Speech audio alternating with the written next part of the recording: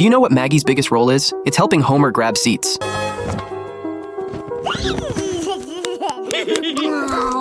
One day, Flanders set up an outdoor movie for everyone, but no one really liked this black and white silent film.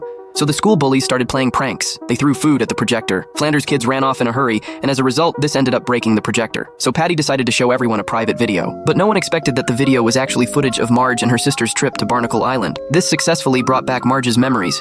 So Homer decided to take the whole family to Barnacle Island again. Soon, the family boarded a ship. But just as Marge was getting excited, the Simpsons caught a whiff of a terrible stench. Marge realized Barnacle Island had changed. It had practically turned into a garbage dump. Even Marge's favorite carousel was all run down and shabby. The Simpsons went into town, and the vendors, who hadn't seen tourists in ages, were unusually excited. Marge spotted a captain and asked him why the island had changed. The captain said it was because all the good-tasting fish had disappeared. Lisa guessed it was due to overfishing by the fishermen, but the captain thought Lisa was just being a nuisance. Later, the Simpsons checked into a small hotel in town. Marge really missed how the island used to be. Homer didn't want Marge to be so sad, so he decided to do something with the kids. They rounded up the shopkeepers in town to clean up the carousel. Before long, Otto came over to the window and offered to give Marge a surprise.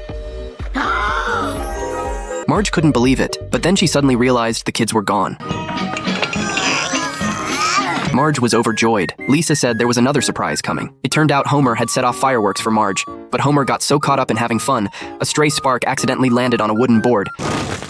And just like that, the fire burned everything down. When Homer finally climbed back to the shore, everyone gathered around and surrounded him. So the townsfolk hung Homer up on the dock. Marge begged everyone to forgive Homer, so the captain decided to take Homer fishing with them. He couldn't come back until they caught some good-tasting fish. Soon, the ship set sail, and the captain introduced Homer to the crew. All they caught was a bunch of underwater trash. Homer asked the captain if there were any good-tasting fish left, but the captain said there were only bad-tasting ones.